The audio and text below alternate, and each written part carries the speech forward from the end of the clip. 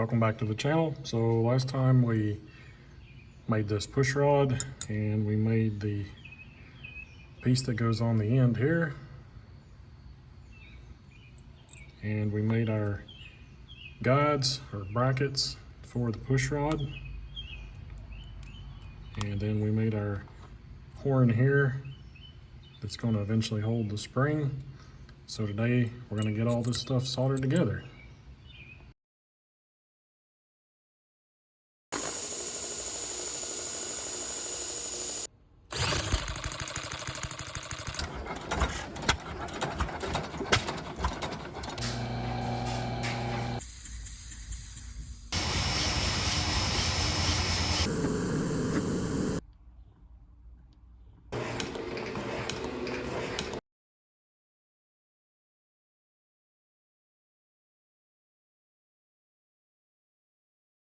So to solder all this together, I want to have it clamped down, because that's one thing I have learned. If you just put it on there, or you need at least something to hold it, once you go to heat it, it wants to move around and it might not be on there good and straight. So I'm going to hold it down with some clamps, and then I want to support it up off of this plate here a little bit, and then I'm trying something new here. These are some scrap pieces of aluminum that I have that I want to use as a spacer. But then if there's any solder that drips down on this, or especially on this piece here where it needs to be held down flat on the bracket, then there's a good chance that the solder could stick to this piece here. I'm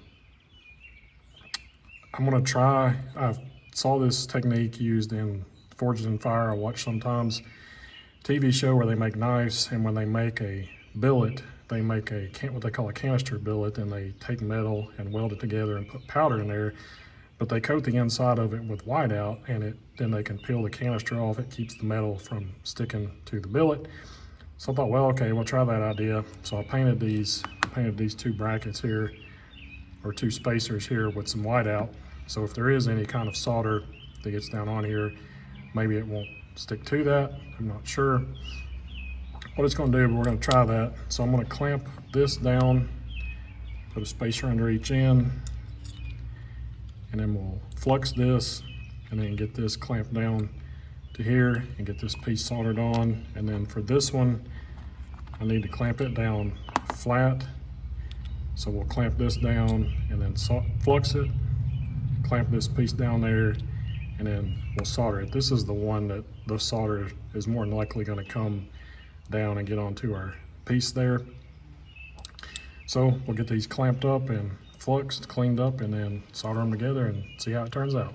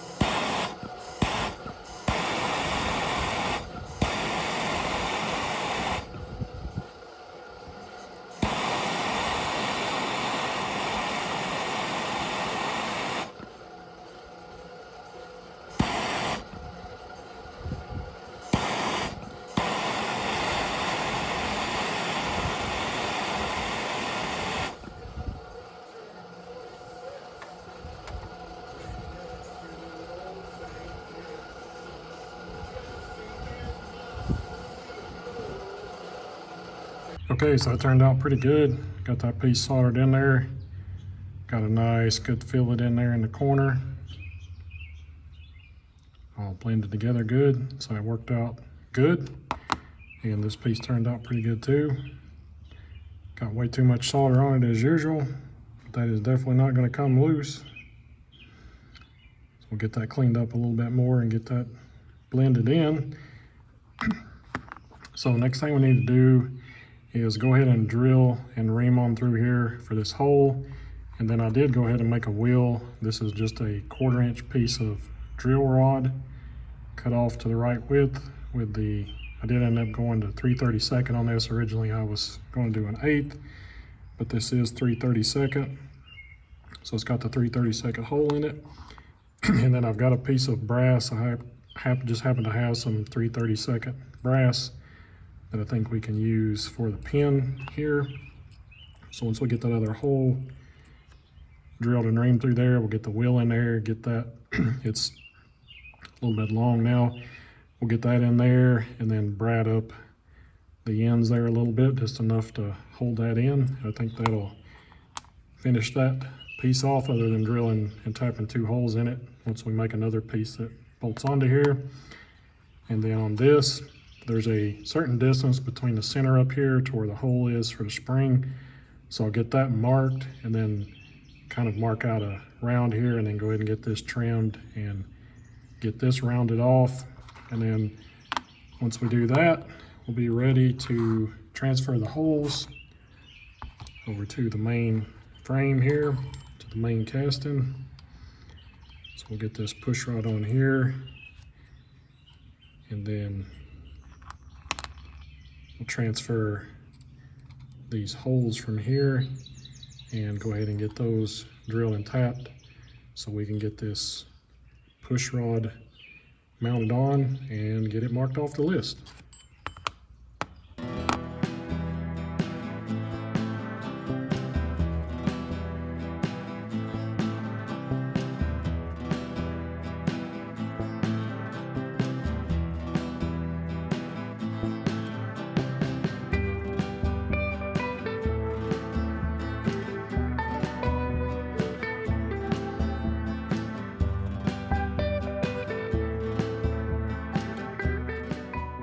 Okay, so I got the roller pinned on, took the brass there and just hammered that in. I did put a good countersink on both sides of those holes so that the brass had somewhere to expand out to.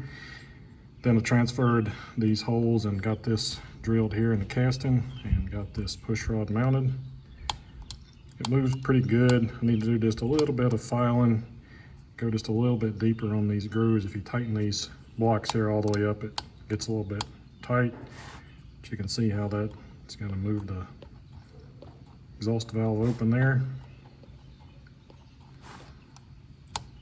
And then this eventually will make a shaft here that the cam shaft, the cam gear and camshaft lobe will ride on, and then that'll push against this roller here and then open the exhaust valve. So the next thing that we're going to make is this piece that bolts onto here. That's part of the points system. So it kind of looks like this. There's a metal piece here with a channel in it, and this gets a hacksaw blade into it. And then there's a round vertical piece here with a points, says point from distributor points on the end of it that gets soldered on. These 2 holes are drilled here, and then there's a hole drilled here for spring. So the 2 holes will get transferred to this. This will bolt to this push rod piece here, and then the spring, the hole here, will connect to this piece we made earlier here with the spring. So I've got a piece of steel here, same piece that we made this little L bracket out of here, that I'll start with. So we'll get it kind of cut to shape and then get that channel machined into it and the 2 holes drilled.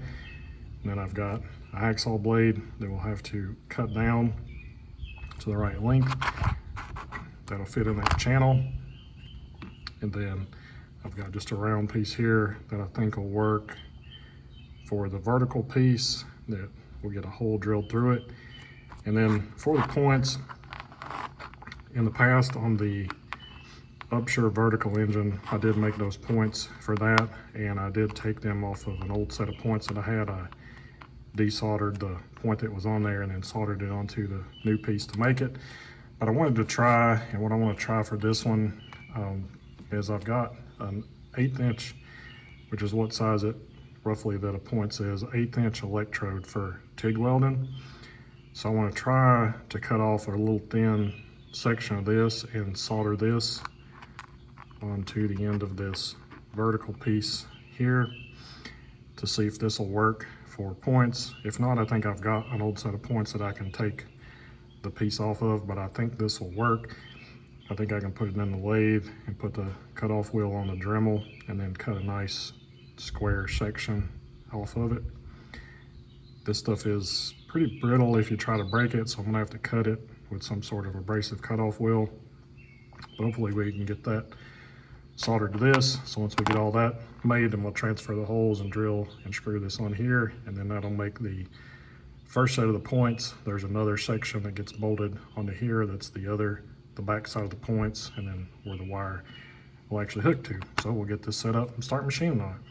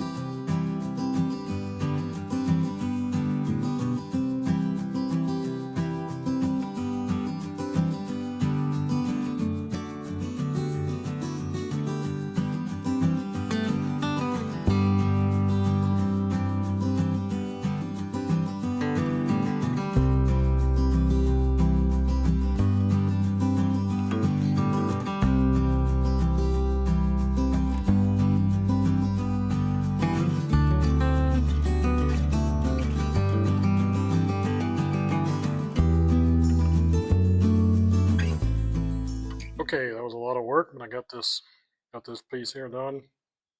Started with that scrap steel and then machined it to the overall dimensions, and then machined this groove here in the middle. So this fits on the push rod like that, and we'll transfer these holes here and then figure out the location where this goes, and then drill and tap those and bolt this on once we get done with it.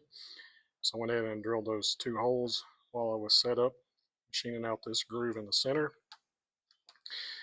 And then this is a piece of a bandsaw blade that I marked and cut out. So this is going to get soldered into the back side here. And then tried to punch a hole through there, but that wasn't happening. So once I get this soldered to here, then we'll use the holes that's already there as a drill guide and drill those holes out. So once we get that soldered on there and then the holes drilled, then like I say, we can transfer the holes to here. Then I did go ahead and cut a piece of 1/8" drill rod for the piece that gets soldered onto here that holds the points. So this will get soldered into the groove, and then this piece will get soldered onto here like this, and then it's got a 60 thousandths hole in it in the end here. Of course, I use the lathe crotch center for that. Works perfect for that. So once that gets mounted onto that piece and gets bolted to here, then there will be a spring that goes between this hole to this horn that we made earlier. And then I was able to cut off a piece of the tungsten electrode. It's extremely small. So I was able to use the Dremel in the tool holder on the lathe and cut that off. It did leave a little bit of a pip on the end of it there where the blade was cutting through where it broke off. So I haven't decided yet. I was debating actually using that little pip that it made and putting this back in the lathe crotch center and just making a little mark in there, taking the center drill and making a little indention to where I can actually set that pip mark into it to help hold it on there when I go to solder it. It's so tiny, it's going to be hard to get. It's going to be hard to get it to stay on there on the round.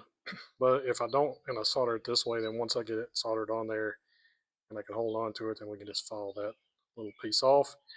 But I think that's going to work good to make the point for the points. So I went ahead and cut 2 of them because we'll need one on the other side for the other piece that we make. And then while I was set up in the milling machine, I went ahead and made this. Holds the camshaft lobe and the camshaft gear. It's just a 1/4 inch piece with a 3/32 hole drilled through it, and then an 1/8 inch slot cut in the end of it, and then I put it in the 5C collet and then turned this down to 3/16. And this was my first chance. A while back I bought some 5C collets that'll hold square stock just in the common sizes, and 1/4 inch was one of those sizes. That was the first time I had got to use those, and man, those things work really good. You could just hold this in here when it was square, put it in the 5C, and I was able to drill and ream this, and then put this in the 5C collet in the lathe, and then turn this down. So this will go into this hole here that we put in there earlier, like this, and then I think it's relatively flush in the back, and then this screw that we made earlier will tighten down on it. And then this gap that you see here, that's where the cam gear and then the camshaft lobe will actually ride on this shaft. And then there's another piece that we'll make that goes from here. That's the catch lever, and then the end of that is what actually catches on the end of this hacksaw blade that we put onto here. So that swinging from here, that's what will actually lock and hold the exhaust valve open when it's doing the miss cycle on the hit and miss. So that'll latch and unlatch on this little edge here on the hacksaw blade. But that's all the time that we have for this week. So next time we'll get started first by getting all of these pieces here all soldered together, and then get it installed on the push rod, and then we'll just continue on down the line. Thanks for watching.